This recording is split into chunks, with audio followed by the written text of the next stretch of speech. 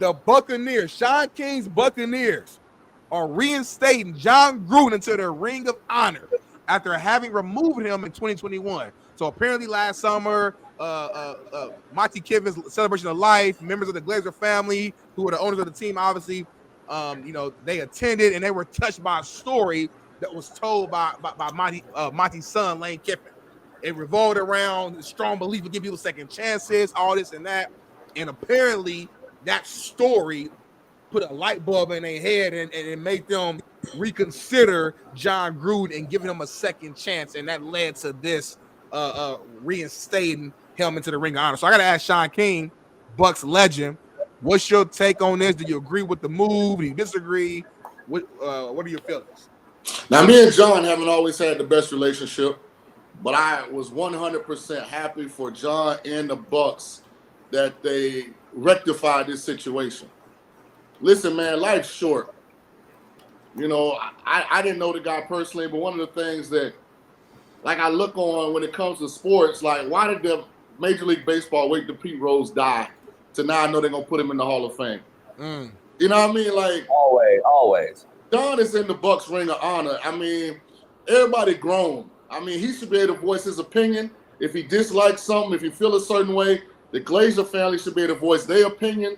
If they like something or dislike something, and everybody should be able to just accept how each other thinks, feels, and then move forward. So I'm super happy that they fixed this. Jon is an integral part of the history of the Tampa Bay Buccaneers. Yeah. He deserved to be in the Ring of Honor, just like Tony Dungy deserved to be in the Ring of Honor. And so I'm glad he was reinstated. Salute to the Glazer boys, you know, for showing the maturity, you know, to be able to. Shout out to Lane and Monty. Lane Kiffin's speech about Monty is what kind of got him in there.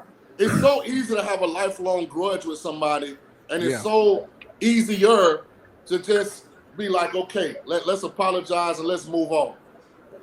And I'm glad will he ever coach again, in your opinion? So that'll be interesting because basically the current commissioner and some of the I'm not going to say the Glazers aren't prominent, but some of the more prominent, powerful owners who were talked about in those emails would have to show the same kind of grace. And I'll be honest with you, guys that have, you know, navigated this business world to the tune where they can purchase an NFL franchise for over $1 billion, they're not generally in the forgiveness business. So. I agree. And you know, there's a part out here though that I've just talked to a few buddies, and I'm like, I'm just going to throw it out loosely, but if it ever becomes to fruition, we'll talk about it, of course. But the team that fits him the best is a team that has been taking shots on a lot of different people, from coach to player, and we've discussed it a lot. And that's the Kansas City Chiefs. They're a team that makes perfect sense to me. Andy and him are like this, coached together, both been on the same staffs, both have the same similar ideologies. And the ownership group there takes shots on people and gives people a lot of chances. We've seen a lot of arrests. They lead the league in arrests over the last 10 years. Like, it's fact. Go look it up. So, not only players, go look it up, Shaun. Coaches too, Smitty, not just players. So, like, it makes sense to me that ownership group could talk to someone else and say, hey, man, we want to hire this motherfucker. Are you going to really tell us no? Like, I'm just saying. I'm talking about when Andy steps down. So let me ask you a question.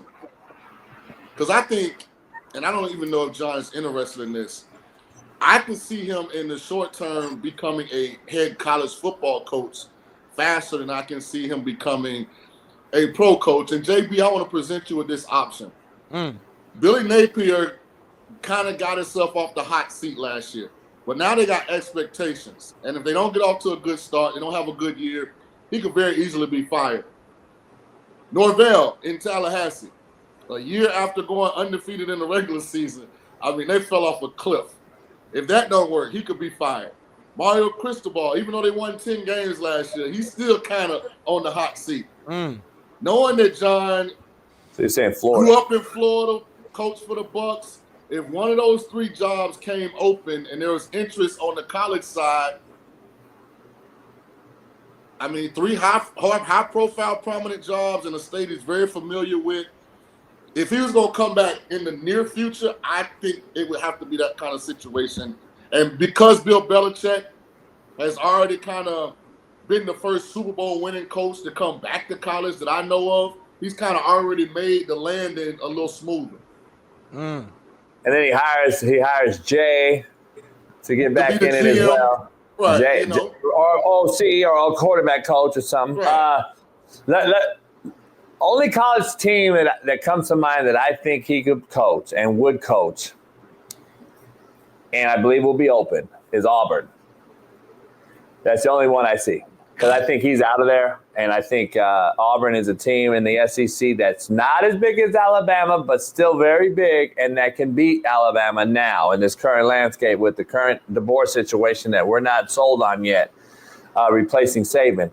I think that not only it's not because of it's Auburn, it's because of what he can do in that state to supersede another team. I just knowing Jon as well as I do, I don't see him signing up to go live in Auburn, Alabama. No offense to anybody that lives in Auburn, Alabama. I think Jon's too big a personality for that small. But Shaun, that's a drive to Florida.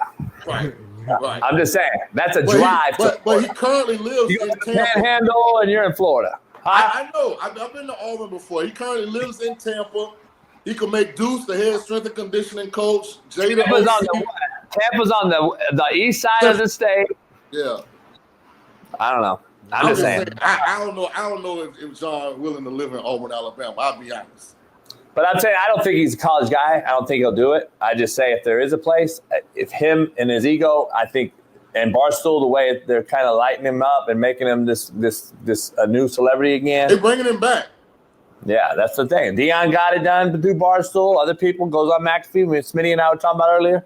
I think it's good for him, and now we're going to put him back in the ring of honor in Tampa, and now we'll see if the next team is willing to take a shot at him. So, Smitty, Barstool is so big, they can take a Super Bowl winning coach and change his X handle to Barstool Gruden, and he has more followers now than he did before when he was a Super Bowl winning coach. I'm saying my name is Barstool Smitty. See what happens.